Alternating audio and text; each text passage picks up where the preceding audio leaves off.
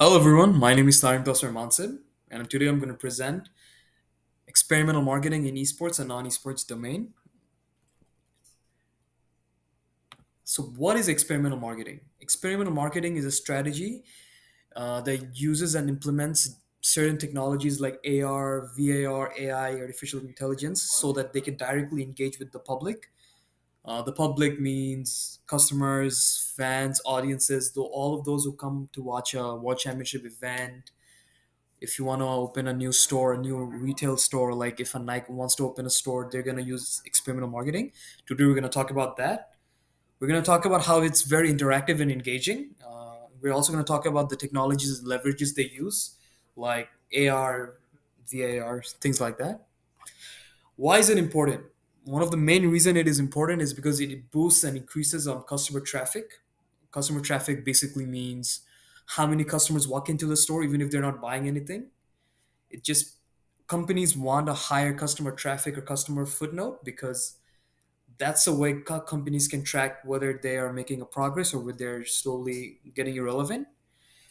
uh, Another important thing about experimental marketing is it drives sales and overall profits. Because of experimental marketing, companies can make huge profits within a short period of time. So companies try to use this and leverage them when there's a very big marketing buzz going on about the company, like League of Legends World Championship. During this time, they're going to use experimental marketing. And later during these slides, we're also going to talk about Nike's Recall brand. They also use experimental marketing because they wanted to launch a new footwear, running shoes. So, why are we comparing esports and non esports campaigns? We're going to talk about the different strategies that esport campaigns use and non esport campaign use. We're going to talk in this slide, we're basically going to talk about League of Legends esport campaign and Nike's esport campaign. We're going to talk about the challenges that these companies face when they are doing experimental marketing. We're also going to talk about the success they're going to have implementing the key strategies of experimental marketing. We're also going to talk about the best system to engage the audiences. We're going to talk about how to explore newer technologies. So first, we're going to talk about League of Legends World Championship. So the main thing about this was the fan engagement that happened in this campaign. In 2024, there were written reports came out that said the fan engagement during this campaign was very high and like more successful than other endeavors of League of Legends World Championships. Because, in my opinion, that happened because they implemented the strategies of experimental marketing. Another key takeaway here is companies have more sponsorship opportunities when they use the system, and they can also boost sales and revenue while also garnering in more audiences and customers. The strategies that League of Legends World Championship used for this campaign was providing live fan zones. It just means they created like individual seating systems where they could stream the show that's happening. They could see better, like they could watch the games happening clearly. Another thing they used was exclusive merch drops. Uh, they had a inventory merch drop in their stadium, so where customers could come and buy exclusive merch drops regarding the League of Legends World Championship. And then they also collaborated with other brands. So like for water, they used Aquafina. So like they collaborated with Aquafina. They put food stalls in there. For hot dogs using other companies. So this is a very good system to collaborate with other brands. So in turn, which in turn gives the company more revenue. And also, this was a very good system to have a big exposure to the non esports watching audiences. This since the campaign for this had a lot of hype to it. A lot of people heard about this, and a lot of people tuned in to watch the games. So in a way, they started getting more exposure to other content enjoyers.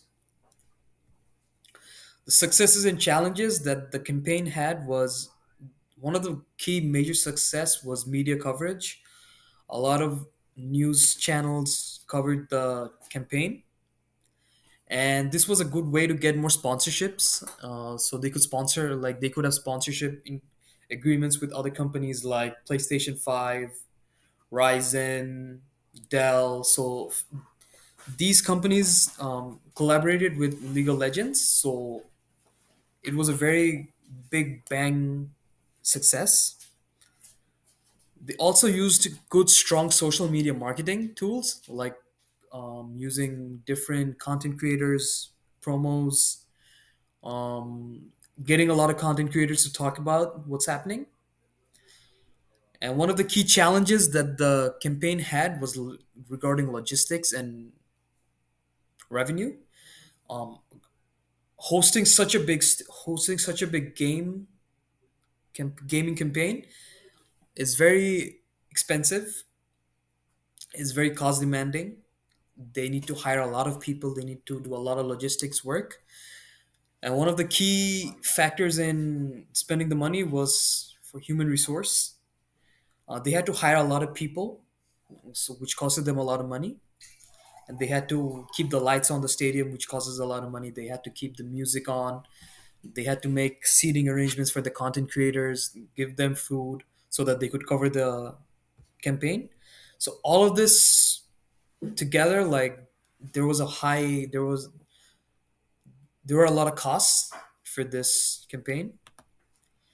So now we're going to talk about Fortnite's concert using Travis Scott. This was a very good this was a very good implementation of the experimental marketing because Travis Scott during that time was one of the biggest superstar of music.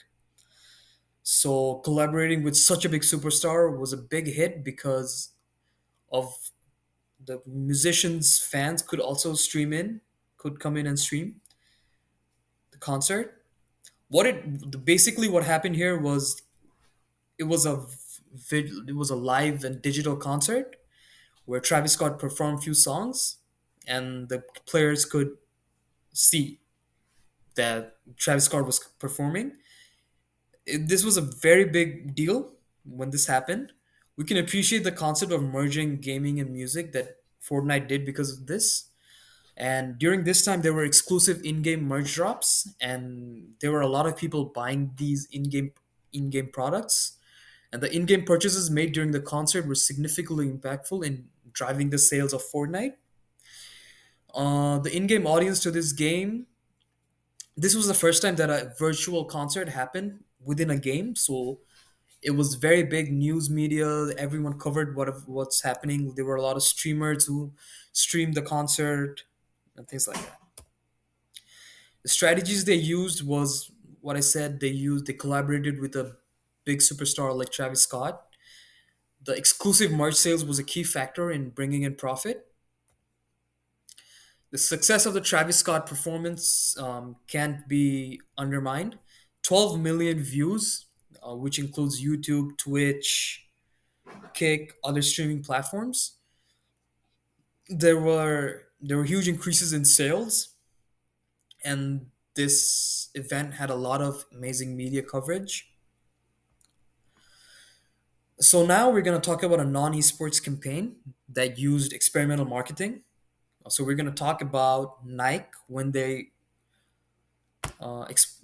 created the Nike React running shoes.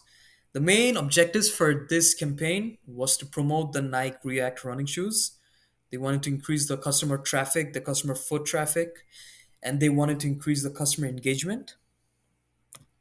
The key strategy they used two major key strategies here. One was it was an interactive stage where the customers were made to run in the treadmill so they could feel how comfortable their running shoes were. This was a good hand in hand interactive situation so that customers could feel a little bit more closer to the company. And they also used social media content creators so that they have higher exposure. The successes for this campaign was high social media engagement. They had higher increased sales. I read in an article that the Nike React running shoes was the top most sold shoes in that particular month. And I think that happened because of using experimental marketing. Some challenges they faced was because this was a exclusive campaign, there were limited inventory due to store inavailability. So a lot of customers couldn't buy even though they stood in line for a long time. There's that. The key takeaways is experimental marketing is highly effective in garnering more audiences and customers. Experimental marketing uses different techniques, different leverages so that they can get in more customers. They also use digital technologies like AI, VAR, artificial technology, and things like that. So they could leverage the thing they were trying to promote. And the thing we see here is that esports campaign use a lot of digital technologies, while non-esport campaigns don't focus a lot on digital campaigns. They focus more on physical interactions and enhanced customer decision making. A major key takeaway is a successful campaign creates memorable experiences for the fans, the customers, so that they have something memorable, they have something to remember the company by, which I feel like is a very big deal. And another takeaway is that there are challenges regarding experimental marketing, but like everything else, we're gonna come forward and we're gonna find solutions for it. These were the references I used. Used references from Chase Center, Flickr, PRNE Newswire. I used Fortnite. Thank you for your time. My name is Tarim Dasar Mansib. I had an amazing time presenting and making the presentation for this assignment. See you next time.